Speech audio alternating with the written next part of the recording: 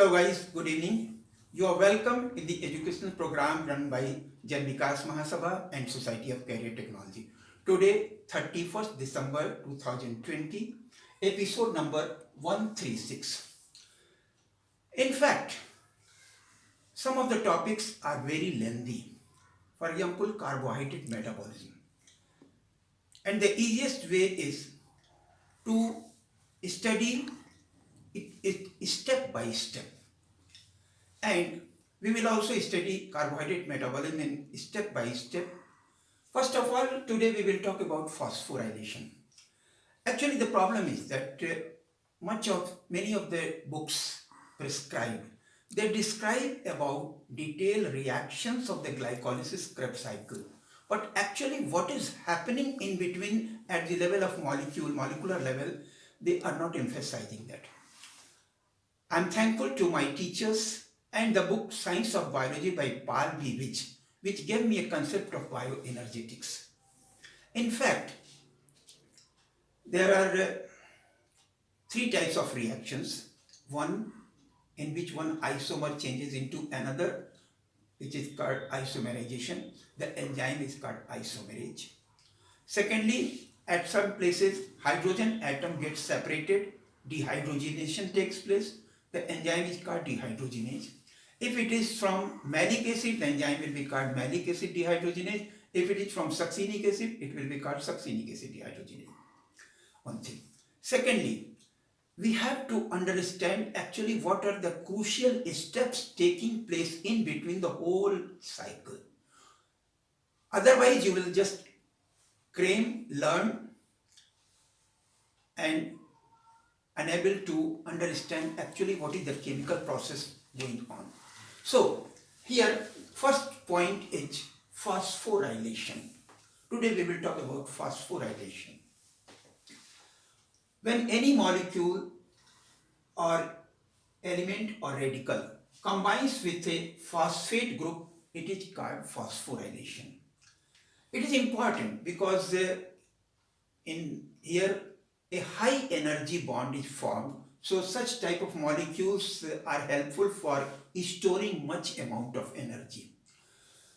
Now this phosphorylation may be of four types.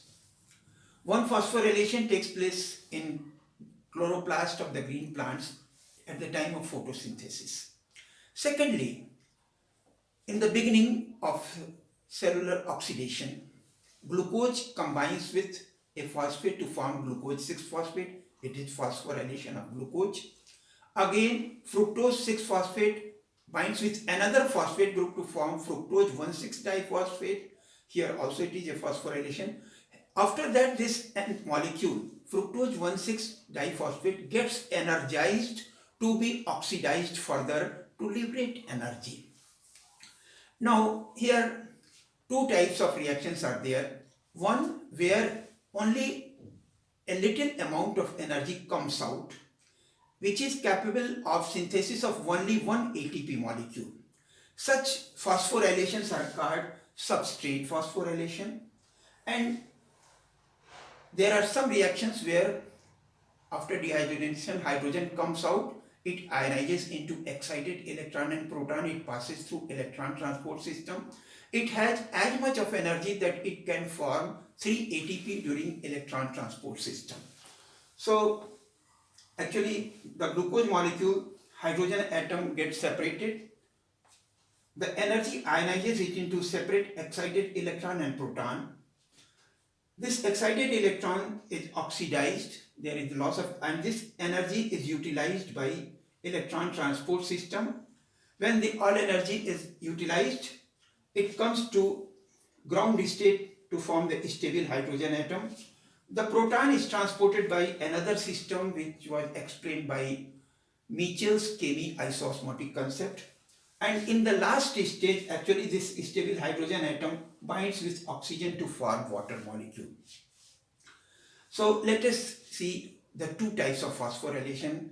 A few years ago in some of the universities, a question was asked on this substrate level oxidation and oxidative phosphorylation. So let us see.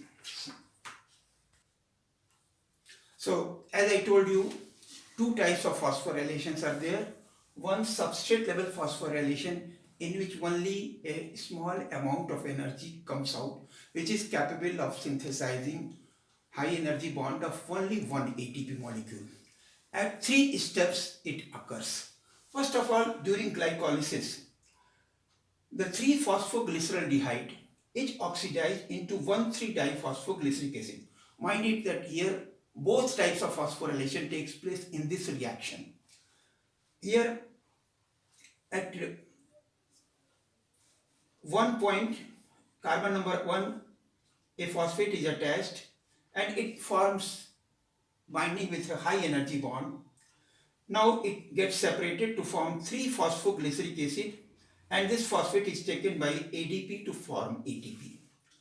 Here at this step, dehydrogenation also takes place and the hydrogen goes to electron transport chain. So here the oxidative phosphorylation is also taking place.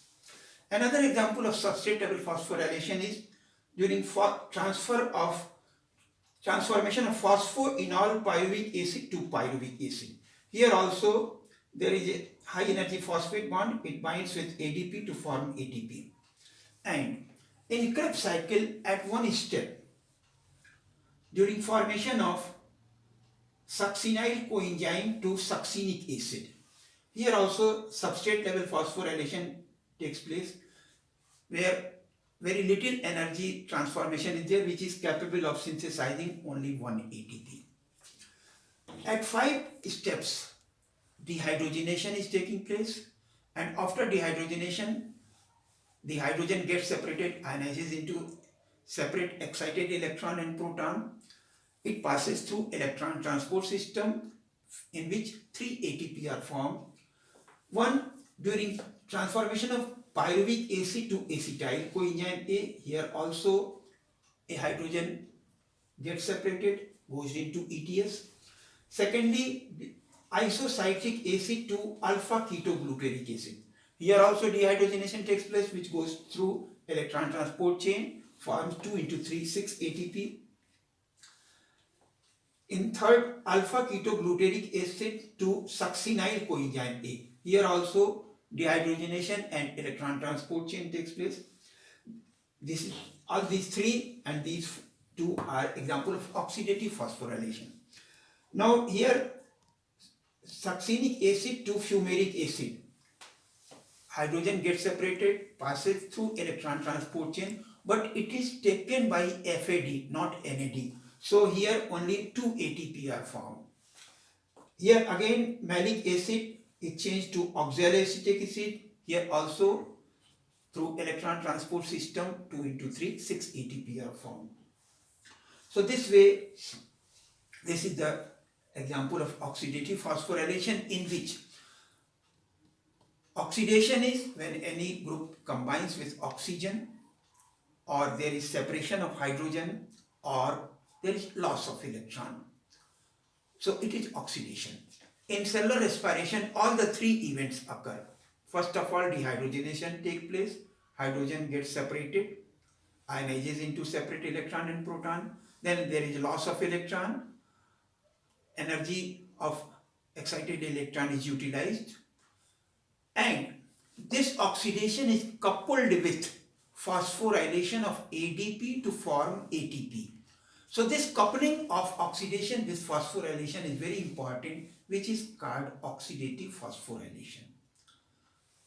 Now, tomorrow on the next topic, we will discuss about the details of electron transport system, that how one by one 3 ATP are formed.